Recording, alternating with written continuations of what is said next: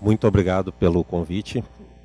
E para aqueles que não foram meus alunos, e aqui eu acho que nenhum de vocês foi, exceto pelos meus orientandos, vocês vão entender por que eu parei de dar aula. Desculpa a brincadeira. Tá? Então, na verdade, quando a gente não sabe dar aula muito bem, a gente passa a administrar aulas, certo?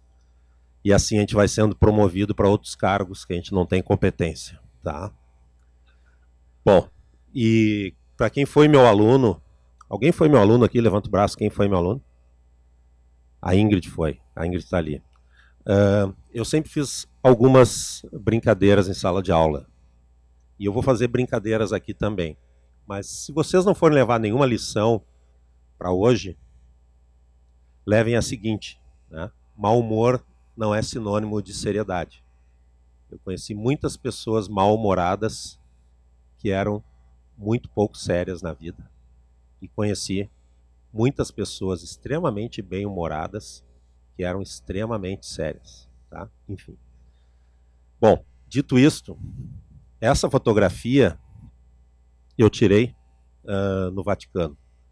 Levanta o braço quem sabe o que é essa fotografia. Bem alto, pode ser, não é vergonha nenhuma. Né? Coragem na vida é muito importante. Mais ainda para errar. Coragem para acertar é muito fácil. Tá? Bom, é a Escola de Atenas, então é uma pequena homenagem ao conhecimento. Tá? E essa pintura realmente é muito emocionante, porque ela retrata, ela faz uma pequena relação entre as pessoas que aparecem na fotografia e os antigos filósofos intelectuais. Então, quando vocês estiverem cansados, vocês escrevam aí na Wikipedia School of Athens, o TH, e vai aparecer até o mapeamento, né, a classificação dos rostos com os filósofos e intelectuais que aqui aparecem, né? Sócrates, Aristóteles, Platão, Hipátia, entre outros. Certo? Então isso fica uma homenagem à academia. A gente começa assim. E até não coloquei título aqui, porque seria uma agressão à pintura do Rafael, colocar um título sobre isso. Então o título fica na página seguinte. Tá? Bom, o que a gente quer defender cada vez mais é que as universidades têm que mostrar que elas geram valor, geram riqueza. São conceitos diferentes. Né? Valor tem várias interpretações, éticas, econômicas, entre outras. Mas riqueza, a interpretação já é um pouquinho mais fácil de entender. E conhecimento cada vez tem um valor maior e cada vez mais pode ser transformado em riqueza. Isso na percepção da maioria das pessoas. Mas na verdade a gente vai mostrar que sempre foi assim. Certo? Sempre foi assim. Alguns se deram conta antes de outros e tiveram muitos resultados positivos com isso. Tá? Bom, esse é o abstract. O professor Flávio Wagner me pediu um resumo da palestra. Ninguém vai ler o resumo da palestra, certo? Até porque não dá para enxergar aqui. Mas eu vou tentar fazer algumas relações entre universidades, entre geração de conhecimento e entre a nossa área, para não ficar extremamente chato. Para os alunos, principalmente, que não estão interessados na parte inicial, talvez. Mas eu prometo que eu vou tentar fazer o tão divertido quanto possível. Tá? E para quem está gravando e pegou agora, eu vou repetir. Bom humor não é sinônimo de falta de seriedade. Tá? Perdão pelas brincadeiras. Ao longo da palestra eu vou repetir várias vezes. Quando o cara passa no YouTube, ele clica em determinados pontos e diz, esse cara é um piadista, não dá para levar a sério, etc. Não é bem assim. Tá? Bom, de novo, opiniões e percepções estritamente pessoais, não linearidade, ideias e hipóteses refutáveis. Isso são as características dessa palestra.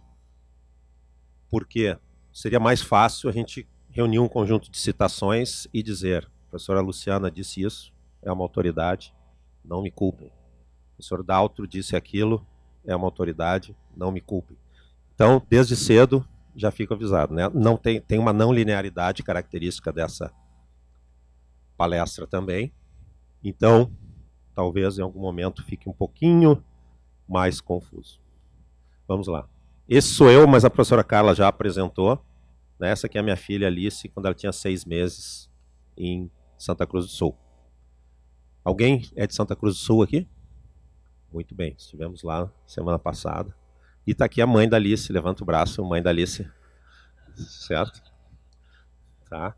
E eu trabalhei também com ensino e pesquisa em um determinado momento. Aqui estão as crianças no salão URGS Jovem. É um baita momento. Vou dizer o seguinte, vocês conhecem a semana acadêmica da URGS, né? Às vezes vocês acham que não tem muita coisa que atrai vocês, né? Sim ou não? Pode ser bem honesto aqui. Eu nunca rodei ninguém por ser honesto. Só por ser desonesto. Certo? Só por ser desonesto. Não por ser honesto. Se vocês acham que não tem nada para fazer no salão, vão no salão URGS Jovem. É o lugar mais legal do salão. É mais legal até que a apresentação de C dos meus alunos de C. Tá? O Rafael está aí, não? Desculpa, Rafael. Né? No blame, no flaming. Tá? É emocionante. Certo? Esse é o mundo que a gente vive hoje. Certo? Como é que a gente chegou até aqui? Isso é uma cidade no interior da Bélgica chamada, quem sabe? Ghent. Muito bem. Quem falou? Ah, não, aí não pode. Não é aluno. E é muito bom, é muito bom. As perguntas são para os alunos, né? Mas tudo bem. Isso mostra como o mundo, dá uma fotografia, de certa forma, de como o mundo está hoje. Porque aqui a prefeitura da cidade teve uma feira organizada, uma exposição no museu, sobre o futuro da tecnologia. E a prefeitura convidava as pessoas para visitarem esse museu, porque a população precisa saber daquilo que vai impactá-la nos próximos anos. E se a gente analisa esta fotografia aqui, e ela é muito peculiar, porque ela tem uma coincidência incrível, né? Uma das faixas pergunta se as pessoas já encontraram o robô, e a outra se o robô poderia tirar o emprego delas. Mas ali no meio tem a cereja do bolo. Um restaurante chamado Prova. Né? Então essa é a foto mais espetacular que eu tirei na minha vida. E eu já tirei mais de 90 mil fotos. Certo? Mas na verdade isso mostra o quanto a inovação, o conhecimento está na paisagem e tem que estar na paisagem das pessoas. Por quê? Porque, na verdade, a prefeitura podia ter perguntado, ou os promotores podiam ter pendurado qualquer faixa, a exposição poderia ser sobre qualquer outro assunto, mas aqui é uma tentativa de mostrar para as pessoas que elas têm que estar muito conscientes do que está acontecendo no mundo. É um mundo em que conhecimento, tecnologia vai impactar as pessoas diretamente. Né? O que pode acontecer com determinados caminhos de vida, com determinadas profissões, com determinadas ocupações? Tudo isso está sendo afetado por ciência e tecnologia. E se no passado, quando eu cresci aqui, eu era aluno do curso de computação, assim como vocês. Quem está fazendo computação, levanta o braço aqui. Certo? Então é para vocês a conversa. Tá? Tinha alguns professores que diziam, computação é atividade meio. A vingança dos nerds chegou. A vida virou atividade meio da computação. Certo? Desculpa o exagero, mas todo mundo entendeu o impacto disso. Né? O potencial das tecnologias digitais, o potencial de tecnologias como internet das coisas, como inteligência artificial, robótica, sobre a economia é gigantesco. Tanto que, hoje em dia, isso é conversa para a gente mais velha, é uma enorme preocupação dos CEOs, dos diretores, principais presidentes da empresa, entender o que significa isso. Esses caras são pessoas que não são formadas em computação, nunca programaram nada, em grande parte das suas vidas, e de repente eles têm que lidar com uma avalanche tecnológica, uma avalanche de conhecimento de uma área que eles não entendem, que vai impactar o negócio que eles dirigem. Isso em todos os setores. A gente está vivendo uma transformação, e certamente IA é uma das áreas que está muito em voga, está na imprensa a todo momento. E isso tem impactado diretamente todas as atividades econômicas. Tanto que isso aqui são todas essas fotos aqui, são reports publicados por uma consultoria chamada McKinsey. Você sabe o que as consultorias fazem? Sabe qual é o papel das consultorias? Quem sabe qual é? Alguém diz a sua opinião. Qual é o papel de uma consultoria? Não. Isso é uma consequência do trabalho. Tudo bem, Palazzo, vou falar. O papel das consultorias é salvar o pescoço do CEO. Esse é o papel da consultoria. Quem é que chama consultor? CEO. E o que está acontecendo agora? Grande parte dos presidentes, diretores, CEOs estão confrontados com esse desafio de entender o que está acontecendo com os negócios. E agora o impacto é externo, é tecnológico. Não é um impacto apenas mercadológico, né? E isso está sendo causado pela nossa área. Que vocês podem dizer para quem for tentar convencer de vocês que computação é atividade meio. Não é mais. Tá? Isso pode ser uma brincadeira ou não. O mundo virou atividade meio para nós. Tá? Enfim, vamos em frente. E a gente recebeu alguns avisos. Né? Lá nos anos 90, quando surgiu a web, tá ali, Tim Berners-Lee, né? Você sabe a história da web, sim ou não? Levanta o braço, quem sabe. Tá? O web surgiu no final dos anos 80, início dos anos 90, quando esse senhor aqui, no CERN, aquele centro de pesquisa europeu, aceleradores de partículas, etc., criou uma forma de acessar mais facilmente documentos, com interfaces gráficas usando hiperlinks. Tá? Isso não existia até o momento. Isso causou uma revolução no uso de computadores, inclusive para atividades comerciais. E a gente chegou a esse momento, hoje em dia, onde esta tecnologia propiciou diretamente esses milhões e milhões de transações que ocorrem a cada 60 segundos, que são transações comerciais. Né? O segredo dos negócios hoje em dia é monetizar os cliques. É ou não é verdade? Sim ou não? Quem concorda com isso? A maioria concorda. Uma grande parte concorda ou não ouviu, ou já não está mais prestando atenção. Certo? Levanta o braço quem já está no celular. Honestidade é importante. De novo, nenhum aluno meu rodou por ser honesto. Certo? Até hoje. Tá? Enfim. Isso mudou muito a forma como as pessoas compram, a forma como as transações comerciais são realizadas. E na época, lá nos anos 90, pessoas escreviam artigos dizendo que comércio eletrônico nunca seria viável por causa da experiência que o consumidor quer ter na loja com os vendedores. Certo? Quem não gosta de ir à loja para comprar coisas, levanta o braço. Eu. Meu braço eu não levanto mais porque eu não consigo. Certo? Tá? Isso era dito na época. Isso era dito na época. E hoje, empresas que comercializam direto na web faturam muito mais do que o dobro da maior rede de lojas físicas do mundo, que é o Walmart. A Alibaba fatura em breve o triplo do Walmart. Quantas lojas tem a Alibaba? Quantas? 0. Só lojas virtuais, entre aspas. Né? Enfim. Bom, mas quem foi o responsável por isso? Aqui nós vamos colocar a culpa em quem gera conhecimento, certo? Nas universidades, entre aspas. As universidades, aqui tem as universidades medievais e pós-medievais. Esse conceito moderno que a gente trabalha hoje de universidade, a gente pode dizer que começou mais ou menos com o surgimento da Universidade de Bolonha, Oxford, Salamanca, Cambridge, Paris, Pádua, e por aí vai, né? Essas universidades. Tem uma belíssima história das universidades em inúmeras fontes. A história que eles contam, então, na Enciclopédia Britânica é sensacional. E hoje a Britânica está online, certo? Vale a pena ler. E a educação consistia, na época, Idade Média, né? Em dois, digamos assim, dois grandes componentes curriculares. Vamos simplificar a história. O Trivium e depois vinha o Quadrivium, se alguém queria estudar em direção ao MA, Master of Arts, né? Que demorava 6 anos em média. O Trivium, aquilo que é trivial, que todos deveriam saber. Gramática, retórica e lógica. As pessoas deveriam saber escrever corretamente.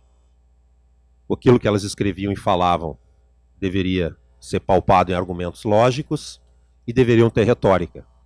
Por quê? Para poder falar em público, para demonstrar a sua liderança. Poucas pessoas estudavam. Depois disso, né, isso eram conhecidas como as artes liberais, as habilidades do raciocínio, do pensamento. Olha só. raciocínio, pensamento.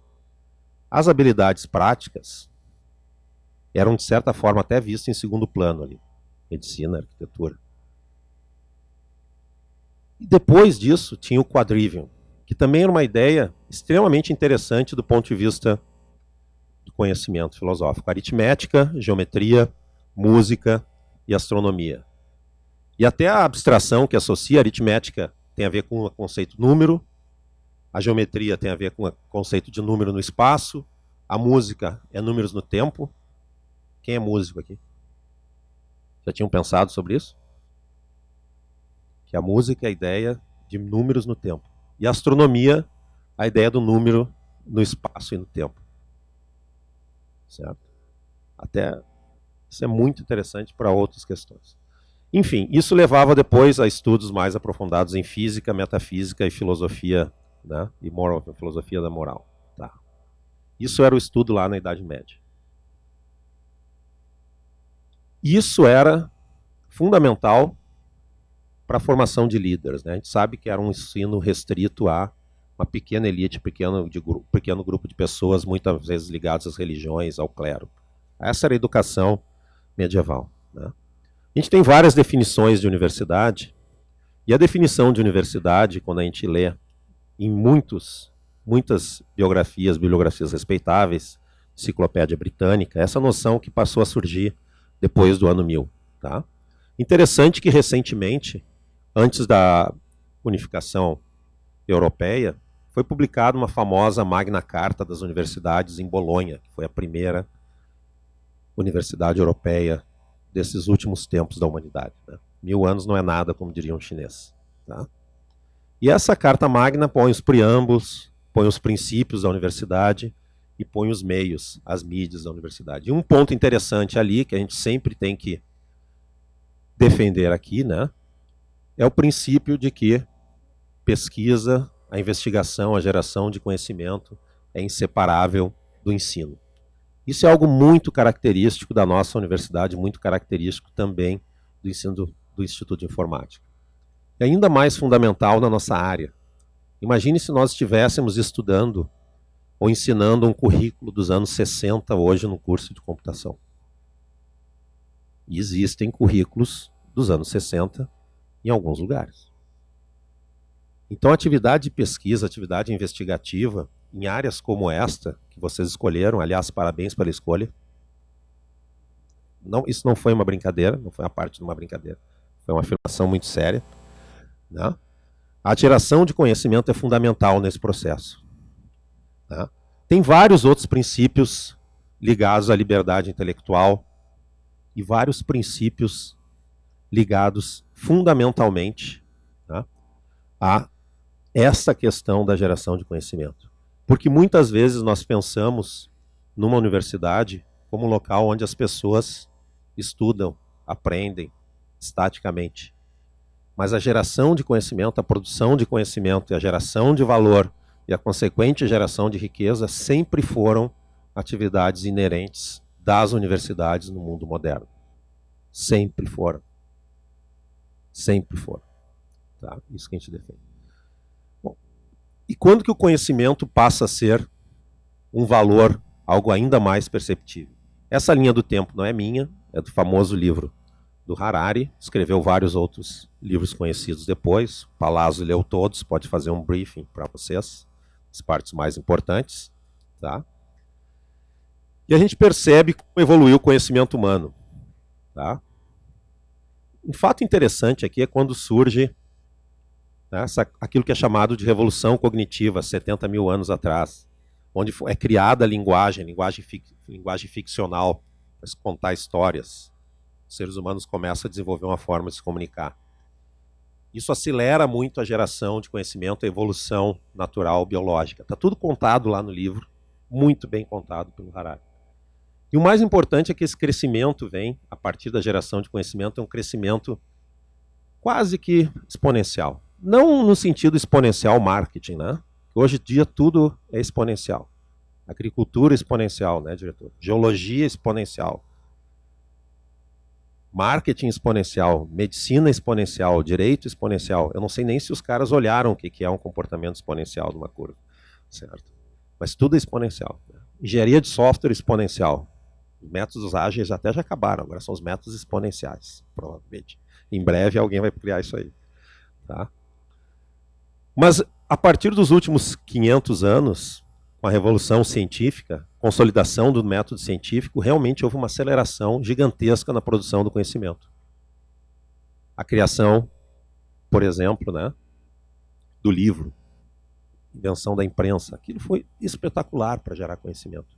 E na época, assim como hoje em dia, vocês usam celulares, os pais, as mães, os avós de vocês reclamam do celular, dizendo que aquilo pode deixar vocês menos inteligentes. Na época também se falava mal da imprensa, quando surgiu a printed media, né?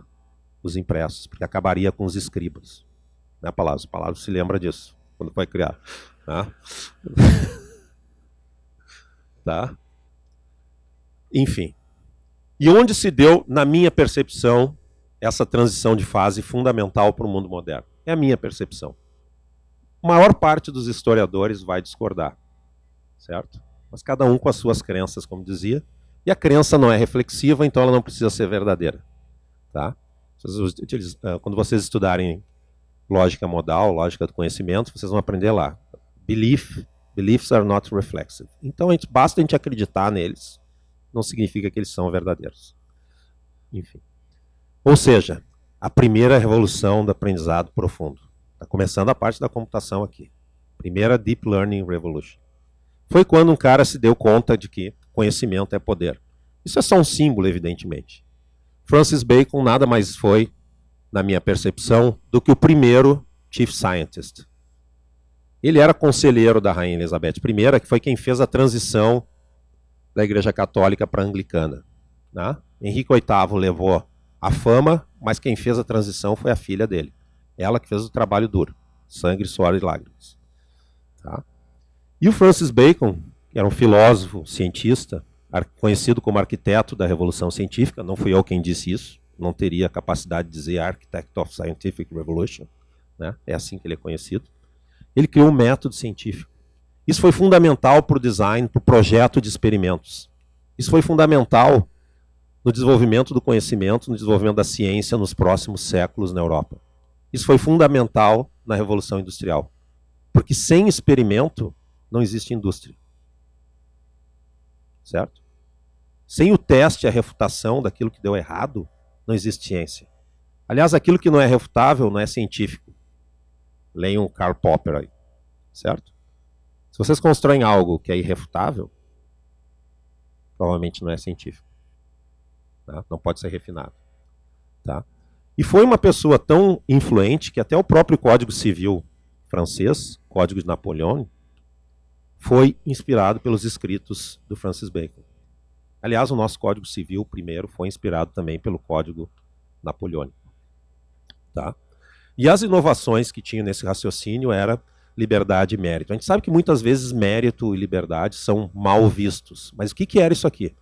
É que até essa época, antes do Código Civil Napoleônico, o teu mérito era ser filho da aristocracia francesa. A tua chance, não sendo filho da aristocracia francesa, era nenhuma de sucesso. Daí que vem a ideia da liberdade e do mérito do indivíduo, independente de quem ele é filho. Entenderam? Não é uma defesa daquilo que é mal visto por alguns ou muitos. Tem que entender essa noção. Tá? Nessa época passam a surgir, também com o apoio da imprensa, né? Na verdade, da grande invenção do Gutenberg, os jornais científicos, as revistas científicas, os periódicos científicos, alguns deles existem até hoje. Philosophical Transactions é o mais antigo que ainda é impresso até hoje. E grandes luminares passaram a publicar por escrito. E isso facilitava a troca de conhecimento. Na época dos escribas, como é que tu ia trocar conhecimento? Ou era a linguagem oral, ou tu recebia a única cópia de algo que alguém tinha escrito, ou as pouquíssimas cópias. Então isso acelerou gigantescamente a troca de conhecimento. Isso reduziu o tempo de comunicação entre as pessoas, entre os agentes. Da mesma forma como essas tecnologias que vocês usam, que nós usamos hoje em dia, reduziu gigantescamente o tempo para troca de conhecimento. Isso é positivo. Então expliquem para a mãe, para os avós de vocês, isso aqui é muito bom. Eu não estou brincando aqui, eu estou aprendendo. É muito bom usar um smartphone, certo? Para os bons fins. E claro, essa revista é extremamente influente, né? O Halley, Darwin, entre outros, publicavam lá, a revista existe até hoje. Isso foi resultado da criação da imprensa, dessa revolução científica que passou a acontecer. E as universidades passaram a ser instituições cada vez mais relevantes, porque elas passaram a abrigar pessoas que produziam conhecimento, que, ao contrário de ser transmitido em linguagem oral ou numa cópia única que era escrita à mão, passaram a ser disseminados de forma muito mais ampla. Então a gente passou a reduzir a ignorância sobre o mundo.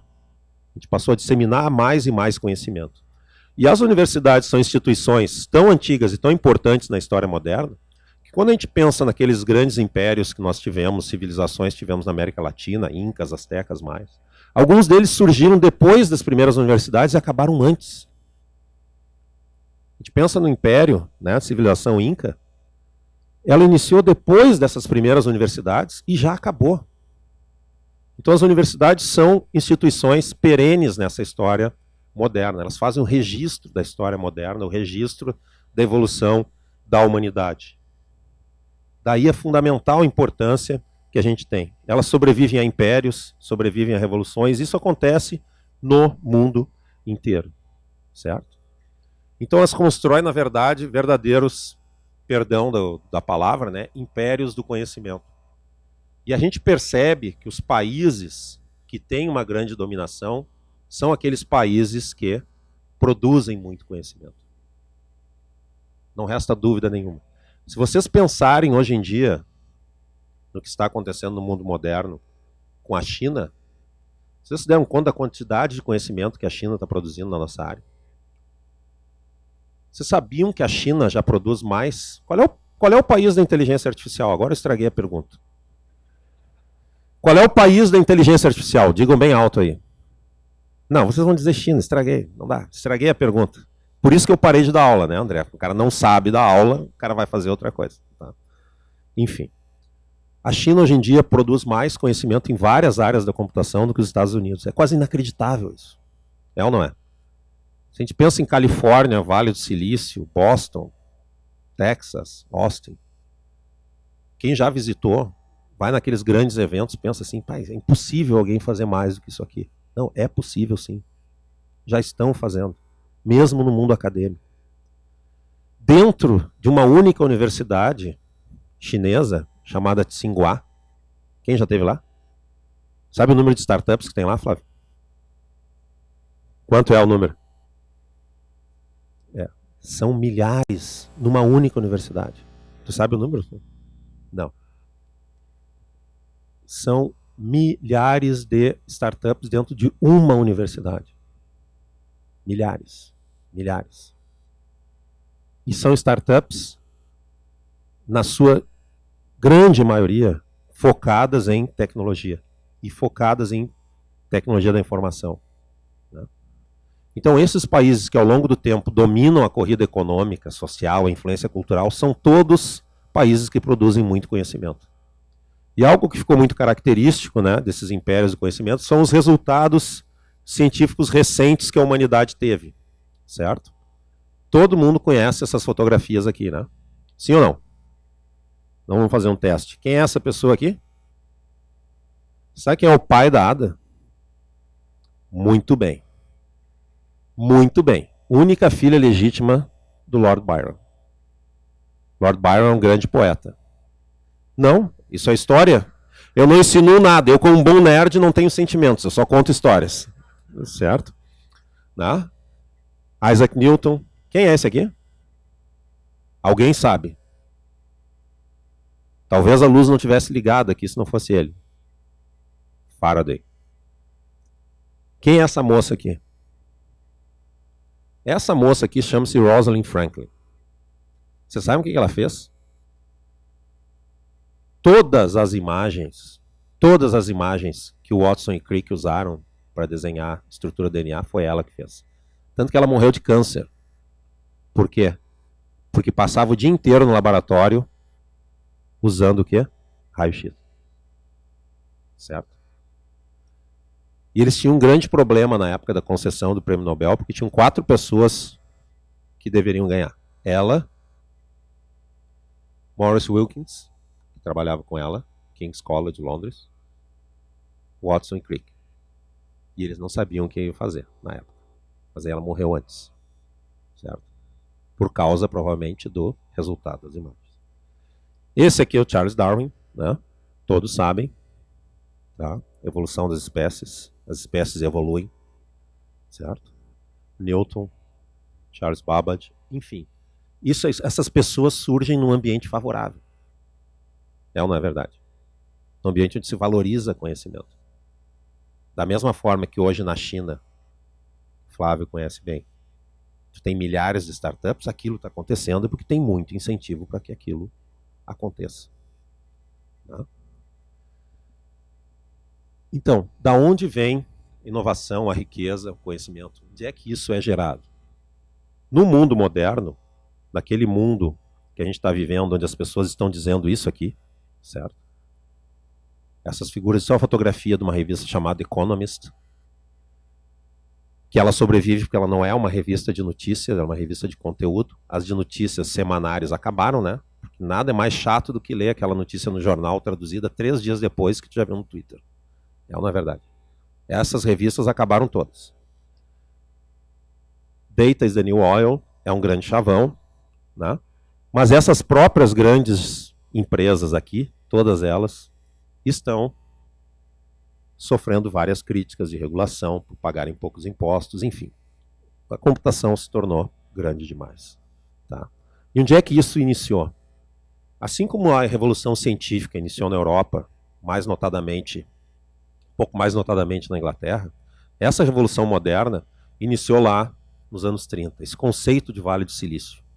Tem uma outra pergunta que eu sempre faço em plateias que não são de computação hoje em dia, que é o seguinte: se vocês pensarem em Califórnia, vocês pensam mais em Hollywood ou Vale do Silício?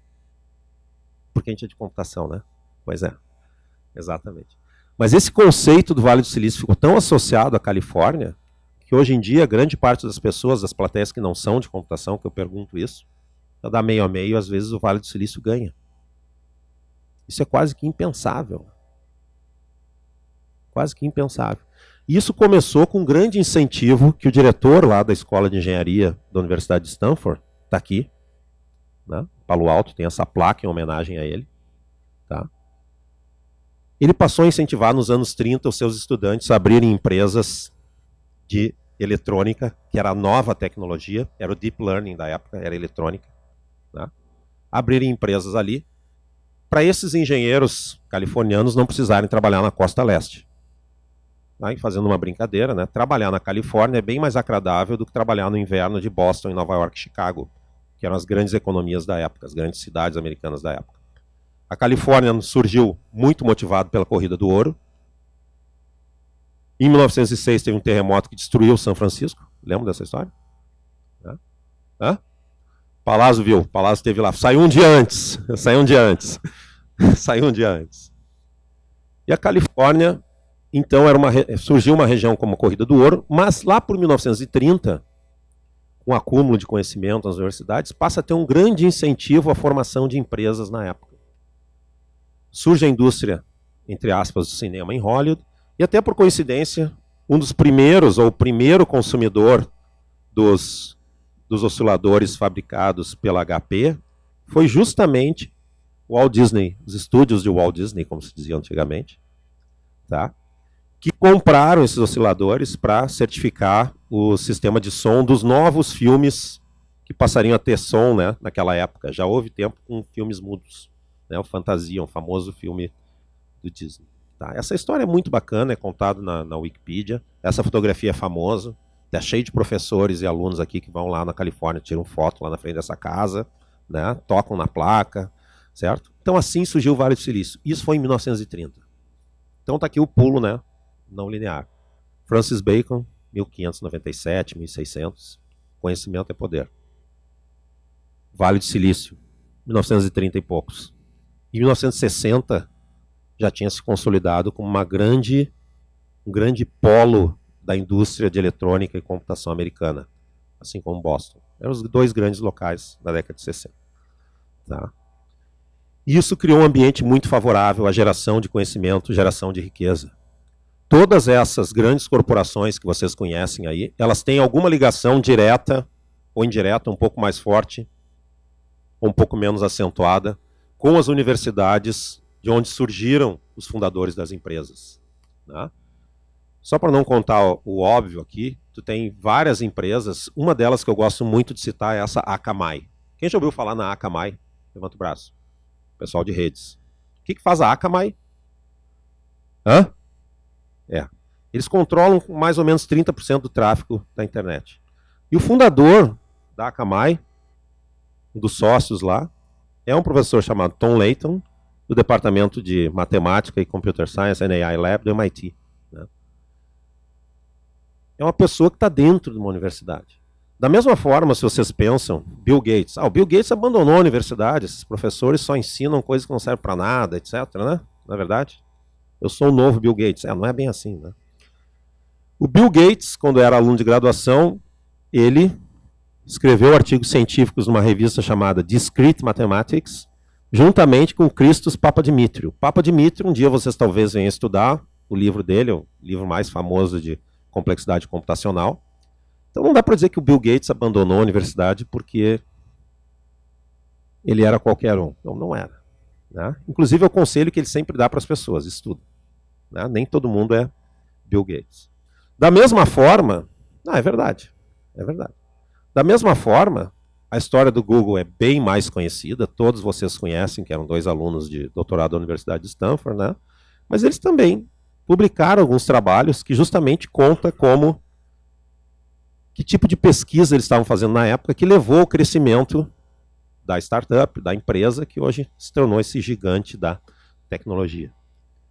Então existe sim uma grande conexão entre a geração dessa riqueza nessa nova economia e as universidades. A história da HP é a mais clássica de todas, início do Vale do Silício, ligação direta com o Vale do Silício, certo? Colaboração direta com o Vale do Silício. Google também. Facebook também. Né? Goste-se ou não, o Facebook surgiu dentro dos dorms da universidade. Né? Teve até brasileiro envolvido, vocês conhecem a história. Tá?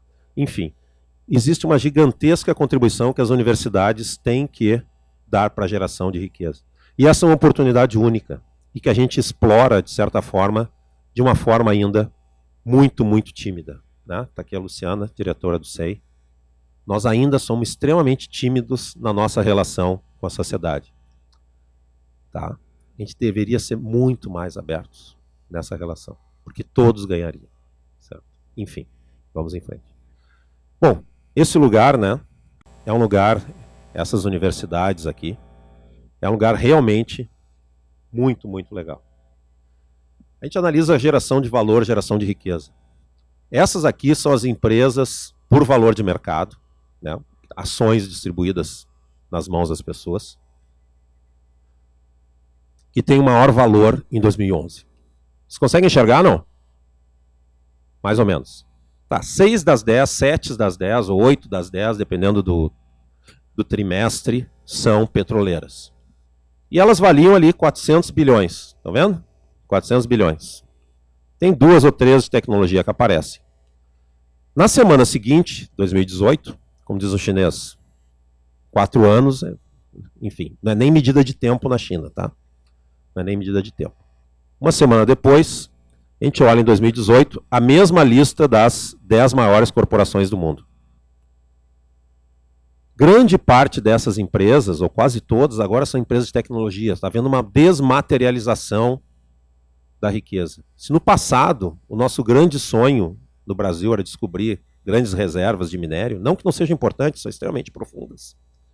Hoje em dia, essa obsessão diminuiu um pouco. Tá? A nossa geração cresceu com a esperança de que o Brasil um dia seria um país muito rico em riquezas naturais, explorasse as suas riquezas naturais, né, Palazzo? Tu lembra disso? Certo? E hoje em dia, as nossas visões de mundo, a nossa visão de mundo está modificando. Quantas vezes vocês não são provocados? Por que você não faz um app no celular e fica rico, que nem o fulano, não sei o quê? Não é verdade. Devem ter ouvido isso da mãe de vocês, do pai de vocês, do avô de vocês. Quem já ouviu, levanta o braço. Tá bom, se alguém quiser sócio, eu posso me disponibilizar para ajudar. Tá? Enfim. E essas corporações, baseadas unicamente no conhecimento, elas estão chegando na casa do trilhão de dólar. Pô, trilhão de dólar é maior do que, mais PIB do que 99% dos países do mundo. Né? Quantos países têm uma economia de trilhão de dólar? E se vocês não tivessem recurso financeiro para comprar uma empresa dessas, digamos que a gente fosse lá em Seattle, né? E fizesse uma proposta para o Bill Gates. Está aqui um cheque de 800 bilhões. Estou comprando a Microsoft. O que a gente estaria comprando? O que a gente estaria comprando?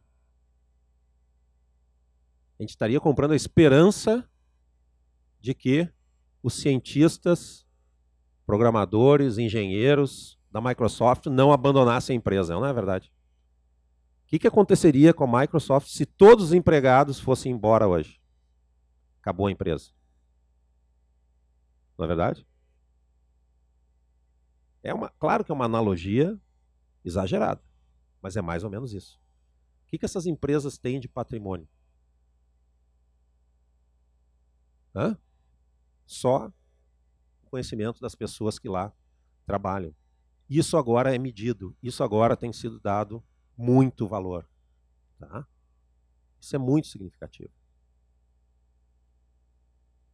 E é tão significativo que esses grandes organismos internacionais, como Banco Mundial, Banco Interamericano, Fórum Econômico Mundial, eles têm se preocupado diretamente com a questão do futuro do trabalho. O que as pessoas vão fazer num mundo onde grande parte das profissões que eram usuais até hoje não vão mais existir? A mudança da natureza do trabalho. Esse livro aqui é um report do Banco Mundial muito interessante. E esse mapa mostra que em 29 dos 50 estados americanos, a profissão mais comum é truck driver, motorista de caminhão. Certo? Quem sonha em trabalhar com automação de veículos, aí levanta o braço. Ninguém? Só o Luigi. Só o Luigi quer acabar com os motoristas, mais ninguém. Tá?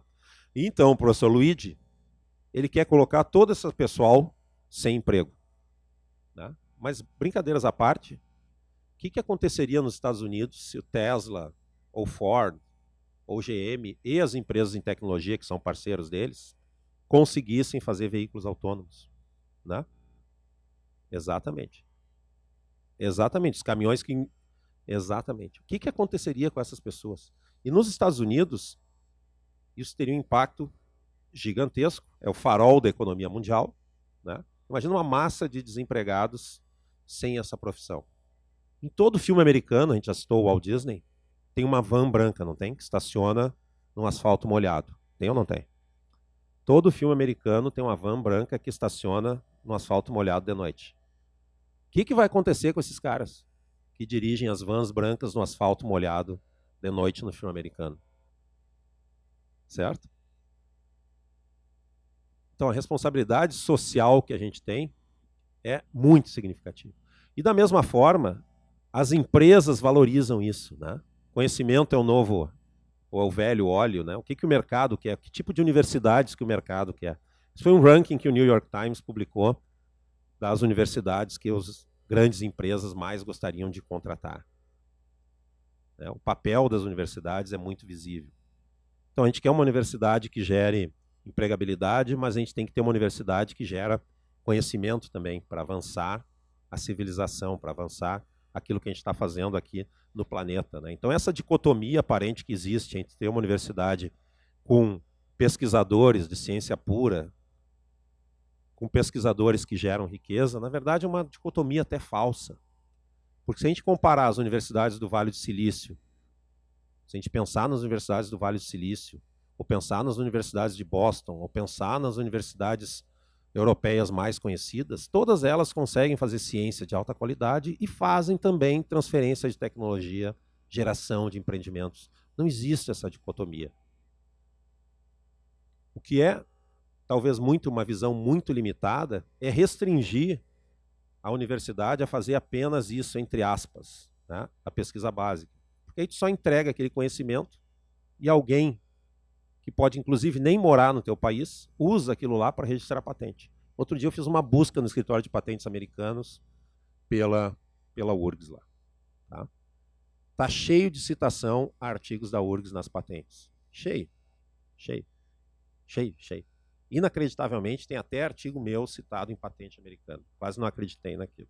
Certo? Tá? Enfim, a gente perde muito com isso.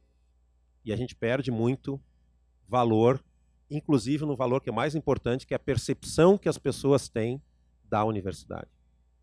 Da gente não fazer coisas que, eventualmente, elas entendam. Certo?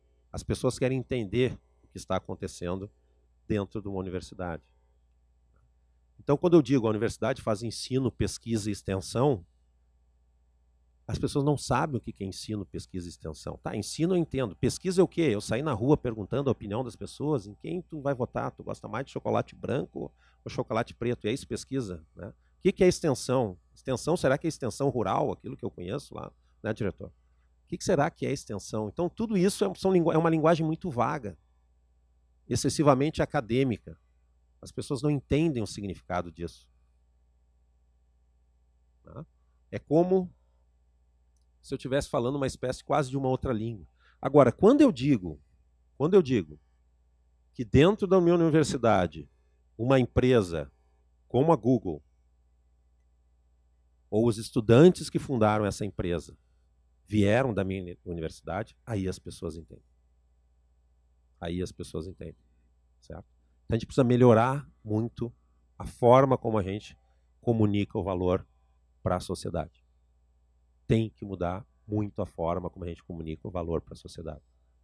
Para isso, claro, tem que se treinar, tem que se praticar as formas de diálogo. Tá? Então, universidades geram conhecimento, sim, geram conhecimento fundamental. E aqui fica só mais uma pergunta para o pessoal que está no celular. Tá? O pessoal que está no celular, a pergunta. É legal a pergunta. Presta atenção. Digam o nome de um cientista vivo. Ninguém disse. Diga o nome de um cientista vivo. Hã? Tá, exatamente. Quando a gente pergunta para crianças, eu chego nas escolas e pergunto assim, quem é o teu cantor preferido? Aí eles dizem lá um monte de nome que eu não sei nenhum, certo? Eu não escuto música, a Luciana é testemunha, né? Não escuto música corriqueiramente. Tá? Aí diz o nome de um ator, diz o nome do videogame, diz o nome disso. Aí tu pergunta, diz o nome de um cientista vivo. Aí fica aquele silêncio, assim, tu olha para as crianças, aquele silêncio constrangedor. Aí tinha um que levanta o braço, professor, o cara da cadeira de rodas, né? Eu disse, é cientista, mas infelizmente morreu em março de 2018. Né? Então nossa própria forma de comunicar com a sociedade, de valorizar a ciência, valorizar aquilo que é gerado, é muito pouco efetiva, entendeu? Se as crianças sabem o nome da Anitta, mas não sabem o nome do Stephen Hawking, ou não sabem o nome do Alexander Fleming, né, muito sofisticado, alguma coisa está errada. Alguma coisa está errada. É ou não é verdade? Na minha concepção. Talvez eu esteja errado também. Isso é muito possível. Viu? Talvez eu esteja errado. Enfim. Então, universidades são valorizadas, evidentemente, pela produção de conhecimento, por o que elas geram em termos de prêmio Nobel, pelo que elas geram em termos de resultado, de valor econômico, mundo afora. Né? Existem várias formas de calcular esses rankings, considera-se o número de alunos, considera-se aquilo que as universidades produzem. Hoje em dia, essa proliferação de rankings é gigantesca. E o que é mais interessante aqui, todos esses rankings eles são meio parecidos, alguns meio estranhos, mas o ponto aqui é que eles levam muito em conta essa relação com a sociedade, a produção de conhecimento, a empregabilidade das pessoas. Alguns rankings contam lá prêmios Nobel, diretores de grandes corporações, CEOs de grandes corporações, grandes prêmios, publicações científicas.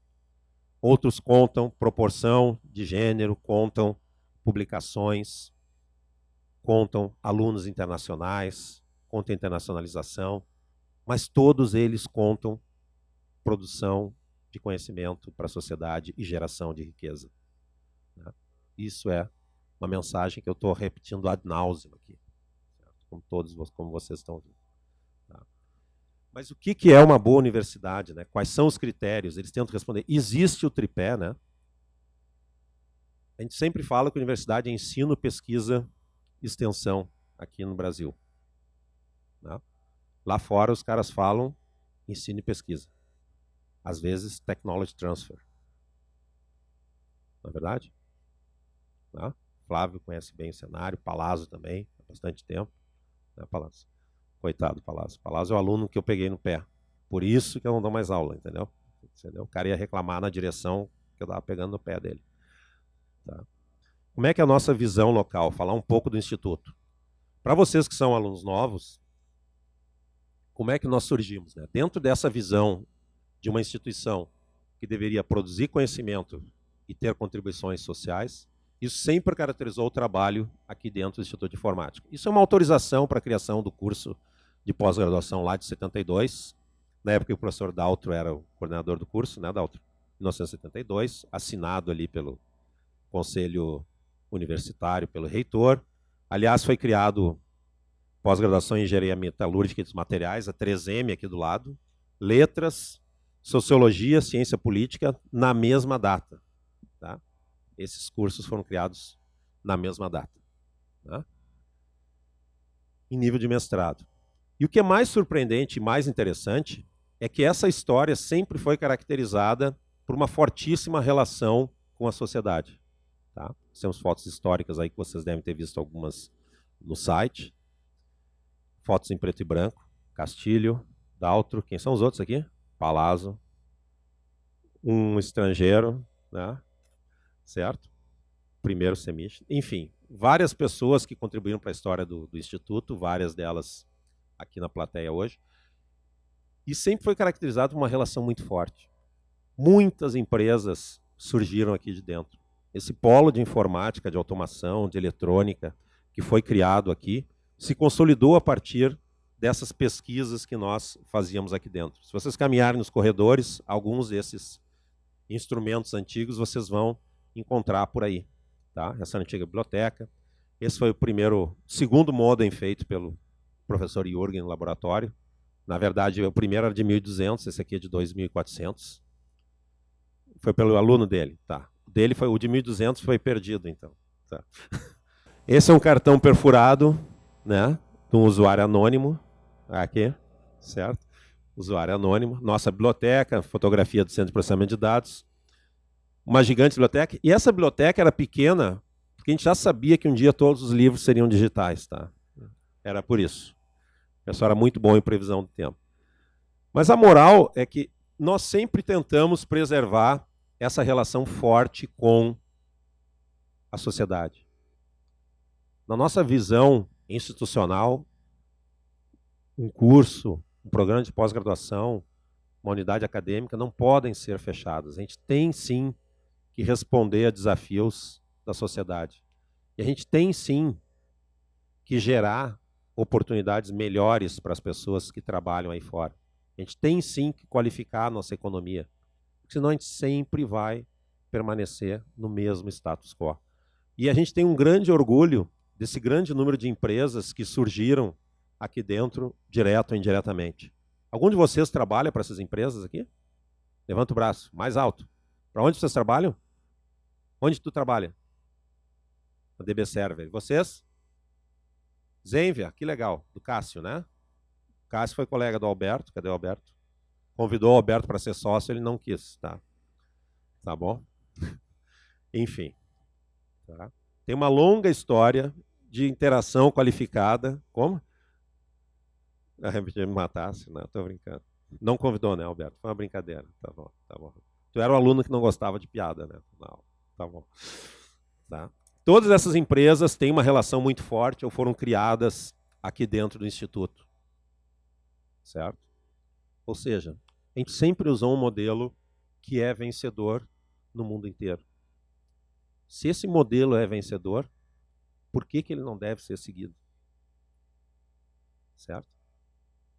Hoje em dia, a gente fala de grandes países, tem uma outra lista aqui, apoiadas pelo SEI. Várias dessas a Luciana conhece, né? Luciana, não sei mais quais delas estão lá dentro ainda, ou a maior parte delas saíram. Tá?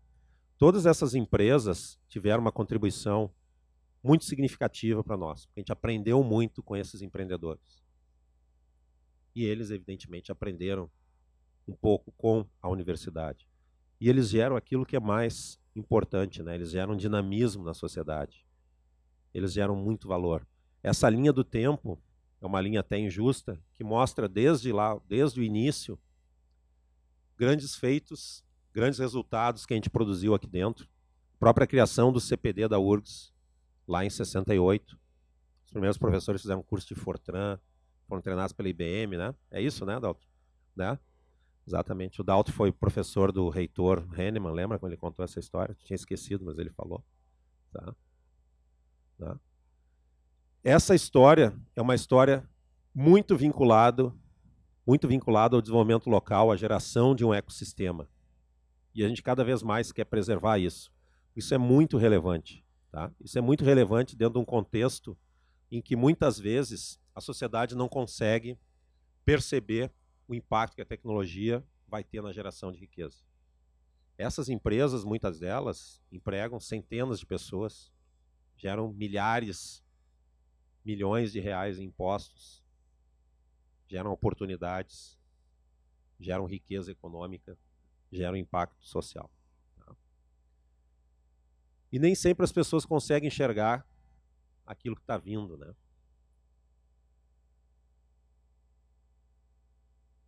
No mercado de semicondutores, quando eu era criança, tinha uma empresa chamada Intel que era imbatível.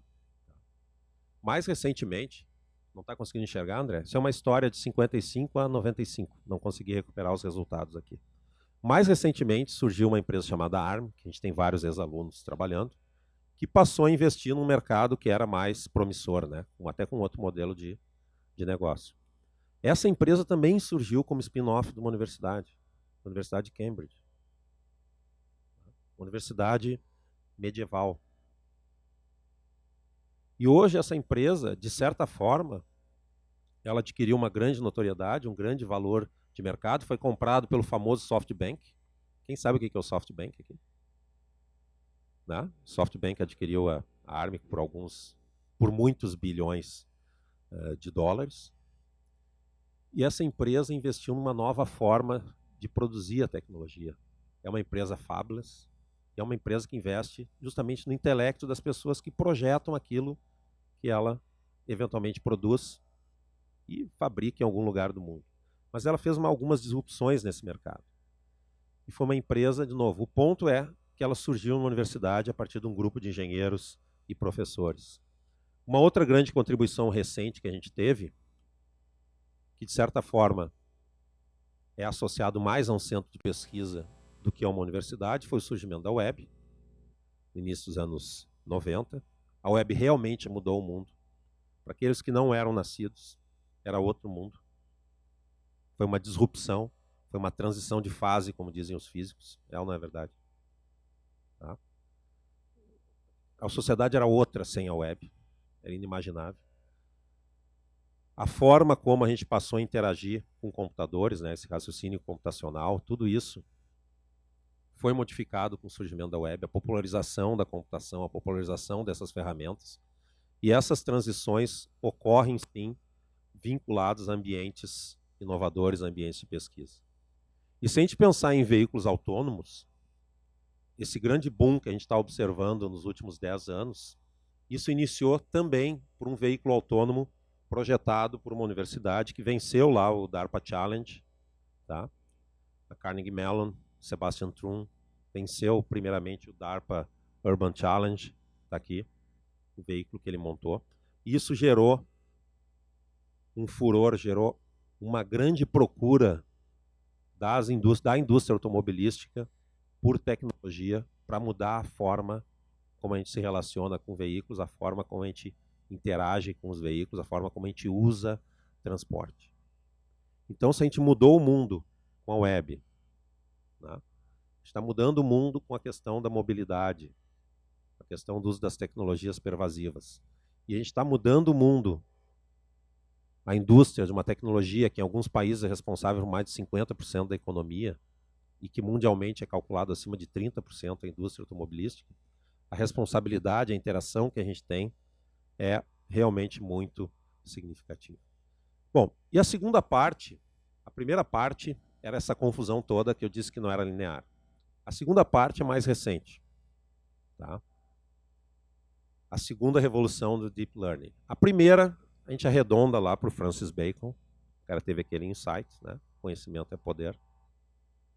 A segunda parte é o que a gente está vendo mais hoje em dia. Quem conhece a história, entre aspas, fragmentada do Deep Learning, levanta o braço. Levanta o braço. Não conhecem? Vocês são alunos do início do curso. Mas quem já ouviu falar em Deep Learning, levanta o braço. Tá bom. Melhorou. O ponto interessante aqui é que os consultores não viram que isso vinha. Vou mostrar depois para vocês as previsões dos consultores de TI. Ninguém viu isso acontecendo. E o mais interessante ainda é que isso iniciou com um cara de 72 anos que não estava no Vale do Silício. Nada contra o Vale do Silício, já fiz 800 elogios aqui. Talvez por isso eles não tenham visto. E uma terceira coincidência, uma terceira coisa muito legal, é que ele é o great-great-grandson desse cara aqui. Quem é esse cara aqui? Não pode dizer. Se for aluno, não pode dizer. Se for professor, não pode dizer. Quem é esse cara? George Bull. Quem disse? Tu é aluno? Não. Tô brincando. Desculpa, Rafael. Tá? É muita coincidência, né? George Bull é tataravô do Jeff Hinton. Sabiam disso? Ada, filha do Lord Byron. Hinton, parente do Bull. George Bull. Né? Tá aqui o Jeff Hinton, conhecido como o Godfather de Deep Learning. Está aqui, com 72 anos ele ficou famoso. Claro, ele surgiu nesse ambiente, ou nessa comunidade onde muito vinculado à computação, inteligência artificial, era propício ao desenvolvimento do que ele estava fazendo. Esse aqui é o Alan Turing, vocês conhecem. Esse é o Marvin Minsky. Minsky também é notório, famoso, porque ajudou um pouquinho Stanley Kubrick em 2001. E nas horas vagas ele inventou o microscópio confocal, tá? Nas horas vagas, tá bom? Isso é importante para a biologia. Tá? Este é o Herbert Simon e Alan Newell, John McCarthy. Quem são esses aqui? O nome está escrito em algum lugar. Feigenbaum, Reddy, Expert System, Les Valiant, Machine Learning, Jude Pearl, Book of Why, já ouviram falar? Tá? Então, esses caras contribuíram muito para o que aconteceu recentemente em IA. Tá? Mas a figura talvez mais marcante é o Jeff Hinton, porque nos últimos 35 anos ele persistiu pesquisando algoritmos de aprendizado em redes neurais artificiais. Né? Começou lá nos anos 80, teve um pico inicial até 92, 93, depois passou mais de 10 anos, a área passou um pouco no ostracismo, tinha sido até abandonada. Né? Esse é o artigo original, mas em 2006 ele publicou um artigo chamado, com esse título aqui, né? Fast Learning Algorithm for Deep Belief Nets. Tá? As crenças, de novo, redes profundas. Nesse artigo ele mostrou, nessa revista chamada Neurocomputation, lá em 2006, que esses algoritmos eram extremamente rápidos e eficientes. Tá? Aprendizado profundo. Começaram a fazer experimentos acadêmicos, publicavam nas conferências da área. Algumas conferências rejeitavam os artigos deles, certo? Dizendo, não precisa mais artigos de redes neurais, essa área acabou, etc. Tudo isso é verdade. Ele conta isso na Turing Lecture dele esse ano. E a gente passou a viver agora, né, um ressurgimento muito popular da área de inteligência artificial, dado o trabalho que ele e alguns colegas desenvolveram. Tá? Mas ao longo do tempo, a gente recebeu alguns avisos, tá, de que isso estava vindo. Lá no final dos anos 90, o Garry Kasparov perdeu uma famosa série de disputa de jogos de xadrez para o IBM Deep Blue. Lembram disso? Quem não era nascido em 97, levanta o braço. Impressionante. This is really impressive. Tá? Houve um tempo em que havia pessoas, seres humanos, campeões mundiais de xadrez. Tá? Nesta época, computadores eram ruins jogando xadrez, e a IBM desafiou, então, Garry Kasparov, numa série de partidas, um sistema chamado Deep Blue, e venceu. E ali tem até uma capa de uma revista em papel. Houve um tempo em que existiam revistas de notícias em papel. Uma delas era Newsweek, certo? Estava o Garry Kasparov ali, né? A última chance do cérebro, The Brain's Last Stand, 97. Rematch. Estão vendo ali? Isso foi antes da série de partidas. Isso aqui é ele provavelmente saindo não muito feliz do resultado de uma delas. Mas o pessoal disse, não, isso aí não tem muita inteligência, isso aí é força bruta. Ok. Lá por nos anos entre 2005 e 2010, mais precisamente 2011, o sistema Watson da IBM, tá? Não sei por que vocês riram. Hã? Ah, mais precisamente. Tá, entendi. Tá, tudo bem. É cálculo numérico. Vocês já fizeram cálculo numérico? Não. Tá. Aproximação, cálculo numérico. Tá? Enfim. Esse sistema Watson fez uma série de partidas também num jogo chamado Jeopardy, de perguntas e respostas da TV americana. É aquele jogo onde se diz a resposta e o disputante faz a pergunta. Né? Então ele diz assim, internacional, aí tem que responder, melhor time do mundo. Certo? Diz Grêmio, segundo melhor time de Porto Alegre. Certo? Esse é o jogo, é assim que funciona o jogo. Essa é a lógica. Então é algo bem mais sofisticado que um jogo de xadrez. Tem base de conhecimento, tem question answering, tem knowledge representation, tá? Tem busca. Realmente é um programa extremamente sofisticado. Tem muita técnica de IA por baixo. Tá? Ou seja, a gente estava sendo avisado que alguma coisa aparentemente estava acontecendo. Mas os consultores não viram isso. Não viram isso. Essa aqui são os Top 10 Technology Trends de 2012 do Gartner. O Gartner é a maior consultoria de TI. Tá? A gente tem ali Media, Tablets and Beyond, Mobile-Centric, etc., Contextual, Social, IoT, App Stores and Marketplaces, Analytics, Big Data, In-Memory Computing, Low Energy, Cloud Computing. Isso é 2012. Certo? Esse paper aqui é de 2006. Memorizou. Memorizou. Muito bom. Tá? Agora, a gente chega em agosto de 2019 e tu escreve lá no motor de busca do New York Times as notícias que tem sobre IA no New York Times. Tem praticamente toda semana. Toda semana. Tá aqui. 14 de agosto, 16 de agosto, 19 de agosto. Como é que os caras não viram isso acontecendo? É quase inacreditável, né?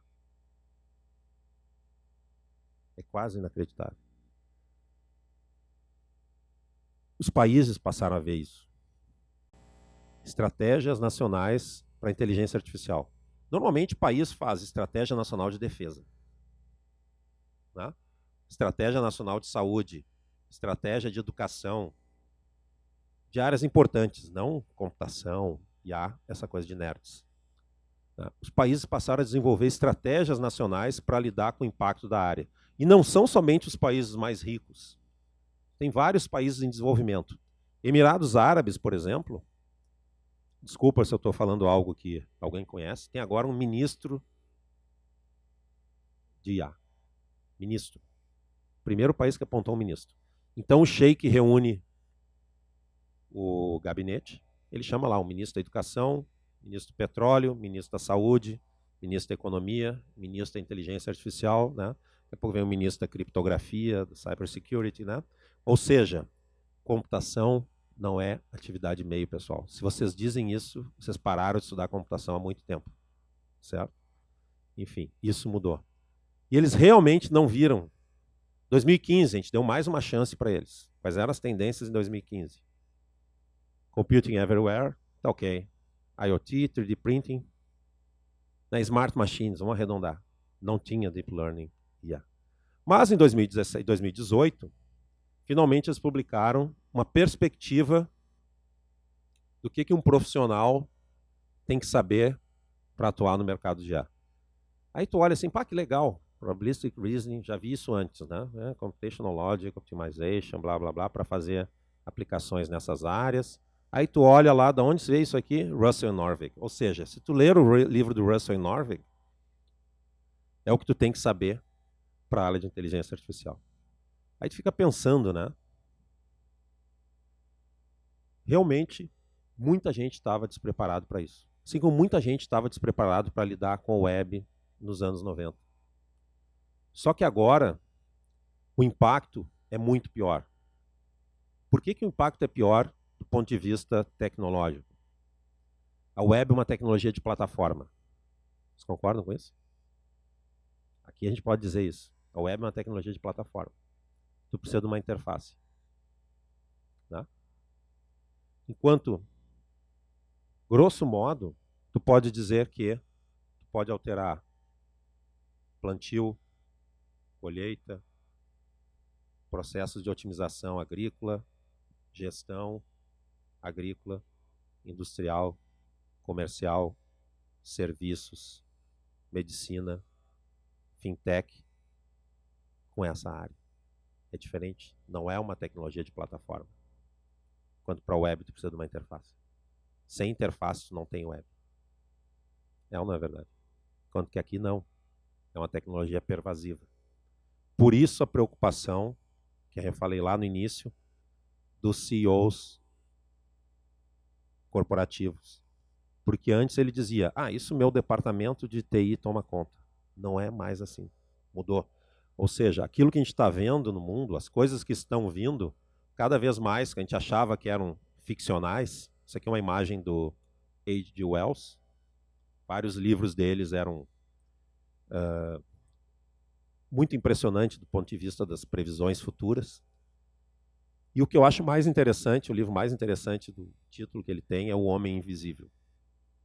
Por que o Homem Invisível é extremamente interessante?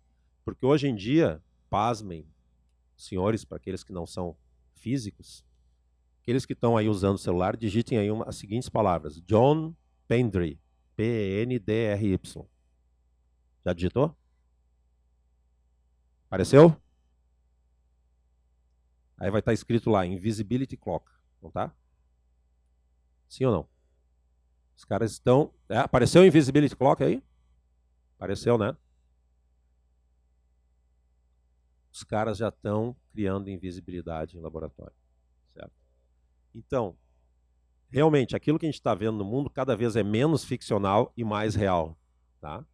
A ficção científica, e aliás, quando a gente trabalhava há uns 20 anos atrás com o IA, o pessoal meio que dizia que a gente confessa, isso é ficção científica. Tá? A gente ouvia isso. Certo? Hoje em dia não ouve mais. Tá?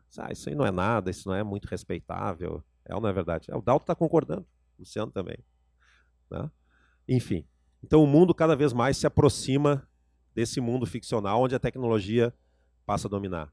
Ou seja, aquilo que ele dizia, né, que a civilização é uma disputa entre educação e catástrofe, uma afirmação meio catastrófica, só mostra que a educação cada vez mais tem um papel preponderante, a geração de conhecimento cada vez mais gera riqueza, e a tecnologia cada vez mais afeta tudo, não apenas o setor tecnológico.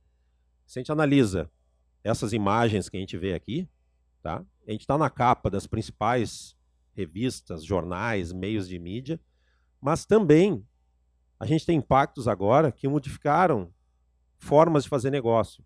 Hoje em dia, um JP Morgan, ele quer contratar pessoas como vocês. A gente pensava naquele mundo estanque que a gente tinha no passado, se eu quero trabalhar num banco, eu vou fazer economia. Não, se quer trabalhar num banco, tem que saber cybersecurity, deep learning, analytics. É isso, banco agora é fintech. Não é mais um lugar onde tu vai para conversar com o gerente e ele empilha aquelas notinhas numa caixa de metal lá com segredo, certo? Até o dinheiro mudou. Tudo mudou. Se a gente pensa nas campanhas políticas aqui, essa é uma fotografia do presidente Macron reclamando dos ataques de hackers sobre a campanha. Se a gente analisar o que tem acontecido em todos os processos eleitorais, a tecnologia tem sido decisiva, né? Eleição americana, teve a questão do Cambridge Analytica, eleição brasileira, votação do Brexit, eleição francesa. Ano que vem teremos outro processo eleitoral, teremos novas tecnologias, novas ferramentas e nenhuma capacidade de regular isso porque a lei não vai conseguir prever o futuro. É ou não é verdade? Como é que a gente vai regular previamente um comportamento sobre uma tecnologia que a gente ainda não sabe como ela vai ser? É ou não é verdade? Certo? Sei que o pessoal está ficando cansado. Então, finalmente, em alguns momentos históricos, essas disputas, essas corridas, esses impactos tecnológicos, eles realmente alteram o mundo e alteram para melhor. Lá no final dos anos 50, início dos anos 60, existia uma corrida espacial, existia o objetivo de colocar seres humanos no espaço. Quem conseguiu colocar primeiramente um homem em órbita foi a União Soviética, que, aliás, nesse mundo tão dinâmico, é um país que nem existe mais, né? Tá? Yuri Gagarin, está aqui na capa do Time. Isso provocou uma grande disputa e o presidente Kennedy, no início dos anos 60, colocou como desafio colocar o ser humano na Lua e trazê-lo de volta até o final da década. Para isso foi necessário investir muito em tecnologia, muito em ciência, muito em conhecimento, e o grande desafio era fazer algo que ninguém tinha segurança sobre como fazer. Tá? A forma de abordar o problema. Inúmeros desafios científicos, tecnológicos, desafios de engenharia pesadíssimos. Você sabe quantas pessoas trabalharam no projeto Apollo? Quem sabe? Alguém tem uma ideia? Quantos vocês acham que trabalharam para botar um homem na Lua? Quase. Foi o melhor guess que eu vi aqui até hoje. Né? As pessoas falam 50 mil, 200 mil, foram 400 mil. A Carla chutou 300 mil. Né? Muito bom. E o interessante desse projeto é que ele foi realizado em tempo finito, ele teve uma influência gigantesca sobre o imaginário mundial, sobre o valor da ciência, gerou uma série de consequências positivas e foi realizado num tempo finito de tempo. Num tempo finito, perdão. Né? Num intervalo finito de tempo. 8 anos é muito pouco tempo. 8 anos, às vezes, não dá para duplicar uma estrada, né? Certo? Ou para terminar uma obra de uma Copa do Mundo, né? Enfim. Não, isso é só para a gente ter uma ideia de perspectiva da significância, né? De quão significativo é um projeto desses. E é um projeto inovador, é um projeto baseado em conhecimento. A contribuição das pessoas formadas nas universidades, nos centros de pesquisa, foi essencial para atingir esse objetivo. A contribuição do Newton lá atrás, para colocar um homem no espaço, foi fundamental. Todos conhecem o cálculo, as leis de gravitação. É ou não é, Palazzo? Né? Sem mecânica newtoniana, sem cálculo, sem muito mais do que isso, evidentemente, sem computadores, sem cálculo numérico, né, que a gente aproxima 2005 por 2011, etc. Tá? Nada disso seria possível, ou seja, sem conhecimento. Então, isso são projetos inovadores, são projetos baseados no conhecimento, numa economia baseada no conhecimento. E só para terminar, né, a gente quer também colocar inovação, conhecimento no centro da estratégia de desenvolvimento do nosso Estado. Então, a nossa missão muito mais é uma missão de alterar uma percepção cultural, uma percepção social do valor da inovação, do valor do conhecimento para a economia, do que propriamente construir algo físico, construir prédios, ou financiar prédios, ou financiar projetos. É muito mais uma mudança cultural que a gente precisa construir no nosso Estado, né? A gente precisa ter a ideia de que inovação, conhecimento, essas ideias vinculadas àquilo que as universidades fazem no seu dia a dia, aquilo que vocês fazem no dia a dia, são pontos fundamentais para uma região, para uma cidade, para um estado, para um país crescer. Porque o valor do conhecimento certamente cada vez é maior. Tá? Enfim, daí que vem a questão da geração de valor, da geração de riqueza. Aquilo que a gente tem que gerar na universidade tem que ter valor e tem sim que contribuir, de certa forma, para a geração de riqueza, porque as pessoas, afinal, têm que ter uma vida fora da universidade, as pessoas têm que ter empregos, as pessoas têm que ter oportunidades, né? E a gente só consegue isso se a gente conseguir fazer essa transição para uma economia mais moderna, uma economia onde a gente tem um alinhamento maior com o que está acontecendo aí afora, mundo afora. Tá? Bom, eu vou parar por aqui, porque eu percebi que já pessoal já está meio cansado. Mas eu gostaria de fazer um agradecimento aí, né, para todos que tiveram a paciência. E a mensagem muito bacana sobre a nossa área é que imagina que tu estivesse vivendo na época que surgiu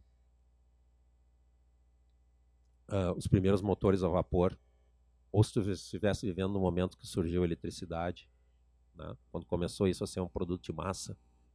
Mas a gente tem uma oportunidade na nossa área de perceber que muito do que a gente está fazendo hoje em dia está se tornando extremamente útil, extremamente popular. E essa frase aqui do Michael Rabin, que é Turing Award também, né, ela mais ou menos sumariza isso, né? Ele diz que a nossa área, o nosso campo ainda está no estágio embrionário e é muito bom que a gente não existe por 2000 anos. Por quê? Porque resultados extremamente importantes estão acontecendo na frente dos nossos olhos e isso tem um impacto gigantesco sobre a população. Até essa revolução, entre aspas, que a gente está percebendo agora, a visibilidade que a computação tem, que IA tem, que Deep Learning tem, que essas áreas têm, isso às vezes até se parece para nós um pouco enjoativo, né? A gente vê isso demais. Mas isso é muito interessante porque a gente passa a perceber o impacto que a gente tem sobre a vida das pessoas e a relevância que a gente tem sobre a vida das pessoas e, evidentemente, a responsabilidade que a gente passa a ter passa a ser muito maior, por isso a tecnologia passa a ser pervasiva, né? Enfim, sei que foi um pouco longo, eu queria dar uma ideia geral, principalmente para os alunos, da importância do conhecimento da universidade, a importância daquilo que vocês fazem, a importância que essas áreas que o conhecimento científico cada vez mais vai ter sobre atividade econômica e também despertar um pouco, né, com essa trajetória aqui de 1000 anos em 1 hora, não linear, o impacto que as universidades têm ao longo da história. E não são pequenos percalços que vão alterar isso. Todos os países que tiveram sucesso, todos os países que lideraram, todos os países que construíram grandes civilizações, construíram sob conhecimento. E se a gente quiser construir um grande país, a gente vai ter que construir um país sobre conhecimento também. Não tem nenhuma dúvida disso. Tá bom, pessoal? Bom, peço desculpas pela aula que foi muito longa. Vocês entenderam por que eu parei de dar aula, né? O sono aí está muito grande. E eu agradeço a oportunidade aí a Carla e o Luciano por ter falado a todos hoje. Muito obrigado mesmo.